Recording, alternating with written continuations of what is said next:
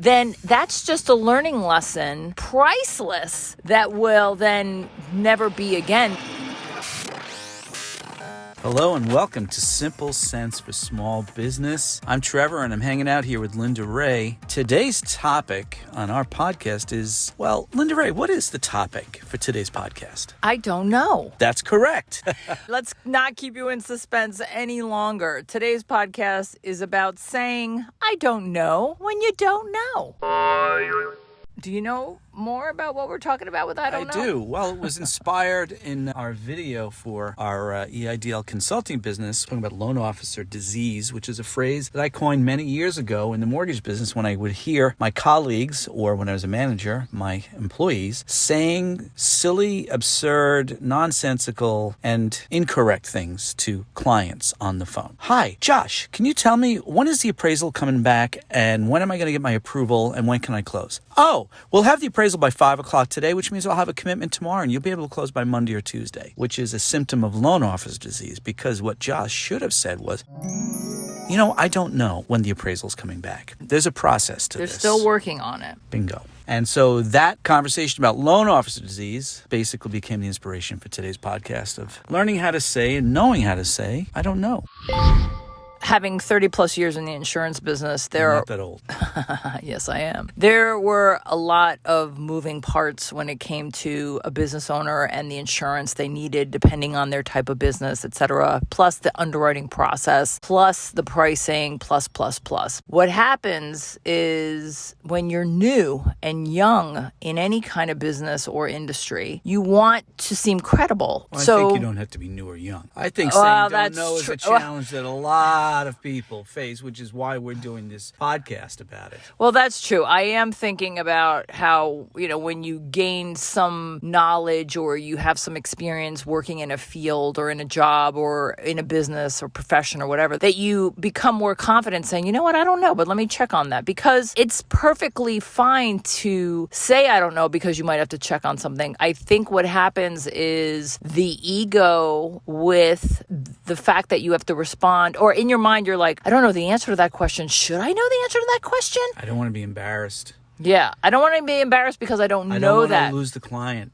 I don't want to upset the customer. Whatever the emotional response is that causes somebody to say, I don't know, it's emotion, not logical. And it is very difficult, actually, for many, many people to say, I don't know. Mm-hmm. I actually don't know when there comes a time where you say it and feel confident knowing that the client will understand. I can answer that.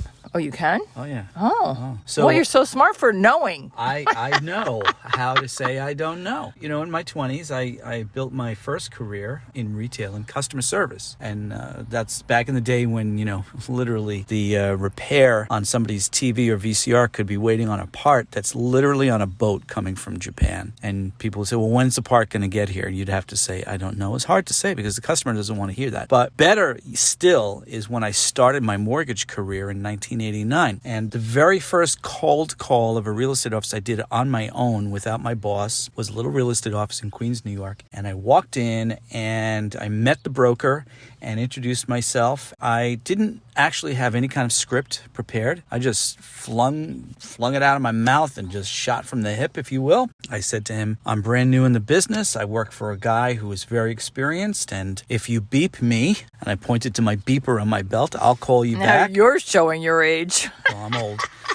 If you beat me, I'll call you right back. And if you ask me a question, I will go and search out the answer for you. I won't just make some answer up. I'll find the answer. Right. That short conversation, that led to him asking me, well, what'd you do before this, etc. Hey, come on and hang out in my office in the back here, which we did. And he gave me my first referral to a loan in the mortgage business. And it all became possible because I said, if I don't know, I won't make something up. And that is the thing that bothers me the most about what goes on out in the world with small businesses that, listen, it happens in giant businesses too, but we're not here talking to those folks. We're talking to small business owners and how you can make your life better in your small business and more profitable and more pleasurable. And this is one of the really good elements for you to think about and implement into your processes and into your staff. The ability to say, I don't know. People respect the truth. it is very difficult if you are speaking of something on a regular basis, or if you're working in a job where there is a certain repetitive nature of a job, and then there does come a question that you don't know.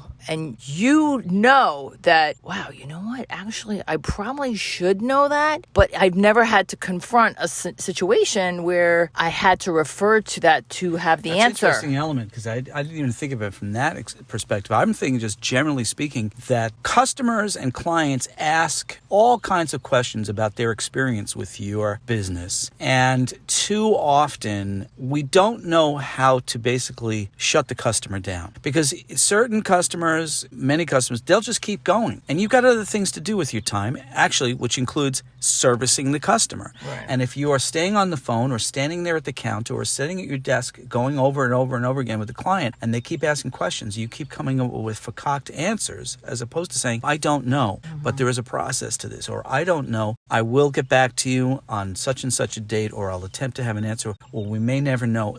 If you are honest, it's going to do two things. First of all, it's going to help you manage your relationship with that customer, but it's also going to help you weed out the crazies from the decent customers.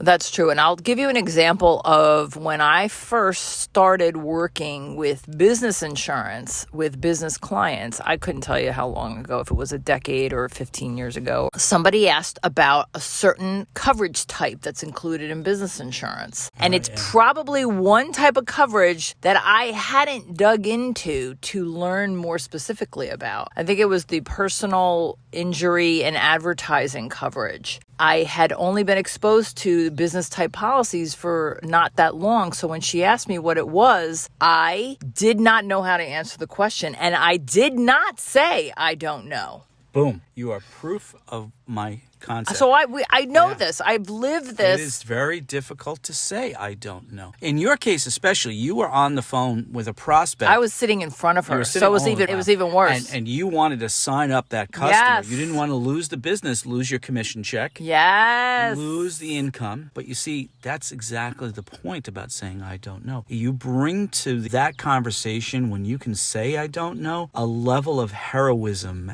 and power, and it takes a lot of courage to say that, because you are about to watch your commission check walk out the door. Right, if you don't know. Here's my point. My fundamental philosophy about selling anything is, if people like you, they will find a way to do business with you. If you're sitting across the desk from that prospect, as I was standing across the counter from that real estate broker in 1989, and you can say with full courage and honesty, I don't know, but I will review this further. When is the best time for me to get back to you, or et cetera, et cetera. One of two things are going to happen. You're going to win that customer with your honesty and your braveness, or you are going to lose that prospect. And you know what? Losing somebody who does not respect your courage and your honesty, you don't want them anyway. Bingo. I remember how after several years of being in the business with the business insurance, if someone asked me about coverage that I wasn't sure of, I was actually excited to know that I was going to learn about it and say to them, I'm so glad you asked, because I actually have to look that up and I don't know. So I'm going to get back to you. That's a nice way of saying I don't know. Yeah. All right. So let's go to our health and wellness segment. You mean the wealth and hellness? What do I say? I always mix it up. I don't know why you do that. So for wealth and hellness, what I want to chat about, tagging on the I don't know, is you in your small business. How can you inculcate this bravado, this bravissimo into the culture of your organization? Because don't you want your staff to interact with the customers in the same way? When your staff learns how to say and develops the courage to say to customers and clients and prospects, I don't know, don't you think that will help you to have a more profitable, pleasurable experience? Think on that. I think it will. I think you'll understand that you'll have fewer problems if you can spend some time creating that culture and teaching your staff how to say, I don't know. For the pleasure and profits segment, with practicing saying I don't know, there's a couple of things that could happen that would result in profits. When you say, I don't know, it will force you to have to learn something new that will then be an advanced level of your knowledge and your ability to be more productive in your business, thereby being more profitable. And even if you lost a client because you had to say, I don't know, and they didn't respect you, let me just tell you, whatever commission or income or whatever revenue you might have lost because that client wasn't patient enough with you or didn't respect that you said, I don't know, then that's just a learning lesson, priceless, that will then never be again that you have to say, I don't know to that particular question. You know what I mean? I don't know what you're talking about. I'm talking... Oh, you're joking? Well, I'm kind of half joking. I thought you were heading in the direction what I said before about, you skate away from a bad prospect. Well, it is that you do. And you're right. But there's a learning curve. There's a learning curve. And even if you lost a project because you didn't know something and that's less income, whatever that, if you can quantify it, it's like priceless because you're never going to have that again. What about this? Think of all the stress. I don't know is about truth. And think about the stress that you or your staff will put yourselves under with that customer, that client, that prospect because you didn't know how to say, I don't know. You didn't have the courage to do that. You're adding all kinds of stress to your life. That's true. And you're removing pleasure from the simple sense of how to run your small business. My name is Trevor. I'm Linda Ray. Please hit that subscribe button so that more people could find information on the simple sense for small business. Thanks for tuning in. We do appreciate you. See you next time.